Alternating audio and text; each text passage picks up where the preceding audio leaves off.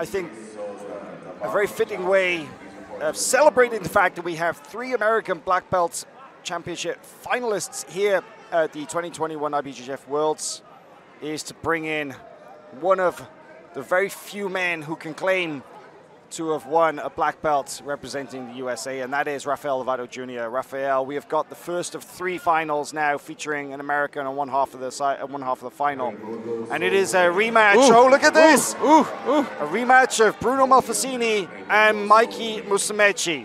And it's going to be crazy, and it's off to a fast start. 30 seconds in, and Bruno is coming out. He's out for blood. Yeah, he already picked up an advantage. Mikey did a great recovery and is already under now. It's tough to be the one starting on top in this weight class because it's so hard to pass these guys' guards, and then you end up getting swept, and now you're down by 2 and playing catch-up the whole match. But it worked out nice that he got those advantages early on. Let's see if he can survive this position here. Mikey's in a good spot. I'm not going to be the best at understanding all of these positions because I'm a little bit bigger than these guys. This is not the jiu-jitsu that I'm used to myself. Well, these rooster weights can fit themselves in positions that normal humans cannot. And the jiu-jitsu is sometimes it's very advanced. Let's call it that, very advanced. I mean, to be honest, I'm looking at this position here and I don't see a clear advantage here because Mikey is. But he did get the 2, which kind of surprised me because he didn't really settle in on top yet. Right. But they're both very much on their sides. Right? Yeah, they're like kind of replicating each other, both trying to kick through, get to the back.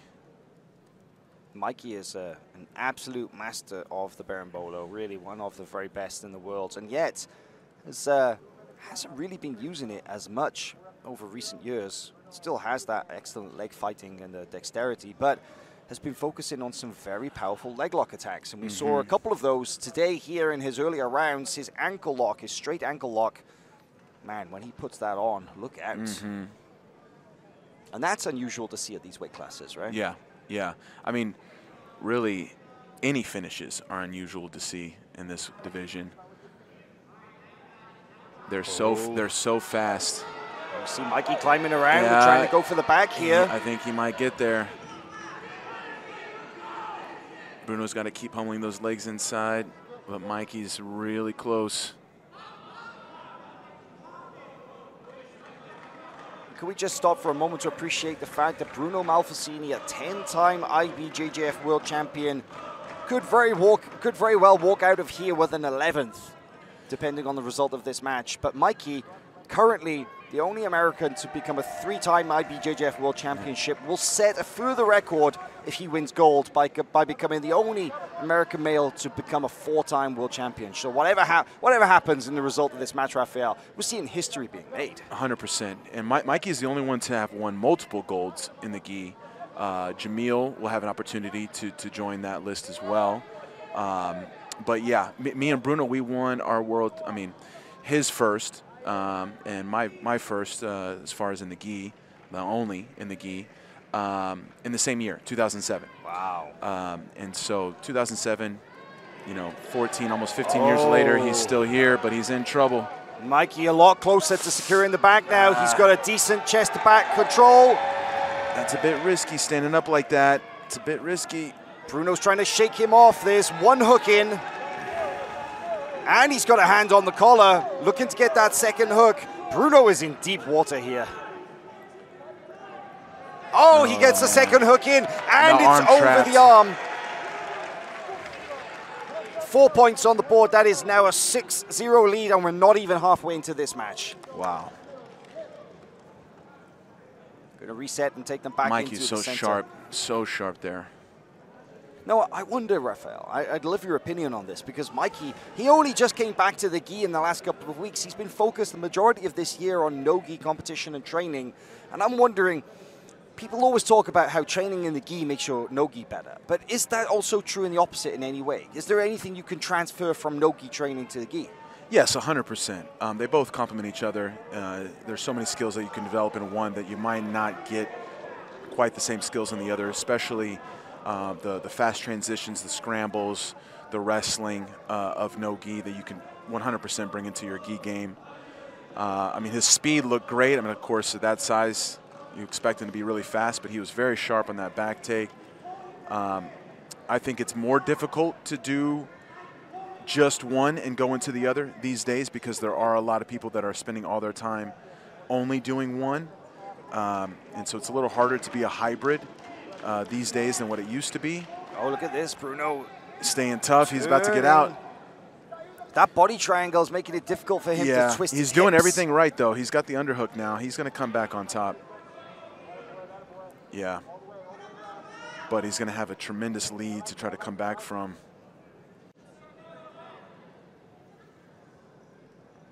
Still needs to be careful to not get caught in a little bit of trouble here in this angle. His arm. Mikey's underhooked the leg as well. Yeah, That's gonna and make he has the lapel there. It's going to make it pretty much impossible for Bruno to turn into him completely now. And even if he did, then Mikey could answer possibly with almost like a flower sweep variation. Or, sorry, did you call it Shanji sweep? around my team, yeah. It's normally called the Shanji sweep for sure. With good reason. But yeah, and it's had that name for about 20 years now. I've got to say, though, this position that Bruno, he looks safe, but he's actually, he's going to have to be very careful where he goes from here. That left arm could fall into a little bit of trouble too if he powers up, maybe omoplata or even an arm bar. But he's doing what he's got to do. I think he should start really kicking that left leg, trying to break the grip.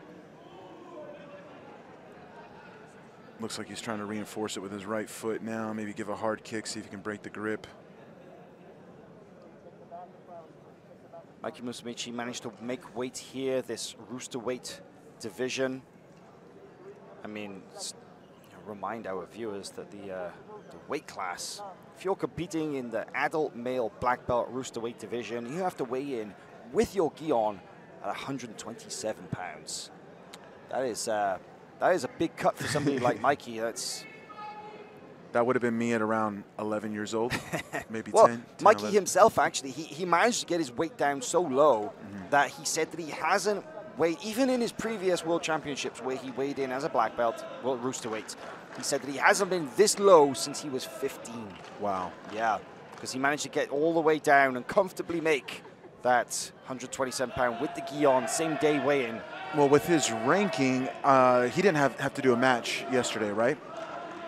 He did not. He was basically already through, had so a day before weigh-in, but so he, that gave him the opportunity to just cut and focus on making the weight on day one, and then come in here more refueled and ready to fight. So said he came in at 123 without his gi. Said he was 1.4 pounds under the weight limit.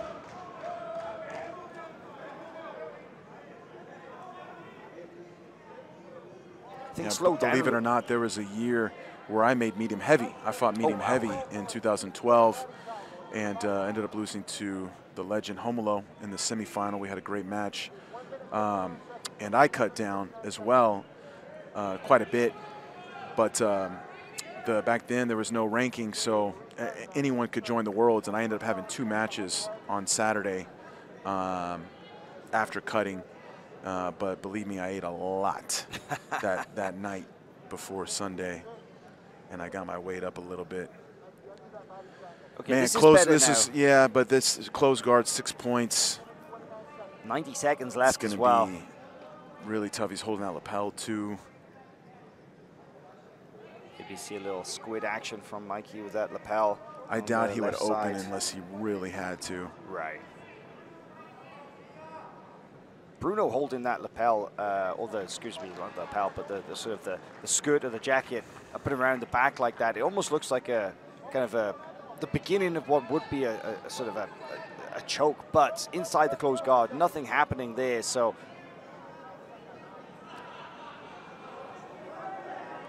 he needs to address this vice-like grip around his torso. He got it open. Yeah, Mikey going open guard.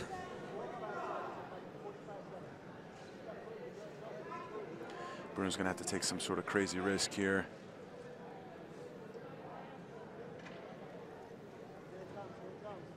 Got it closed again.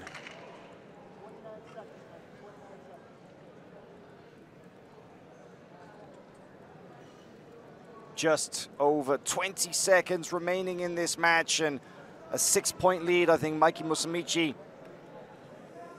his eyesight's so bad he may not even realize his point lead, but I'm sure he realizes he's seconds away from victory. And Bruno Malfacine, a little look at a toe hold right at the end here, but it's going to be too little, too late. And Mikey Musumeci makes history here with 4 World Championship gold medals. What an amazing achievement. Crazy.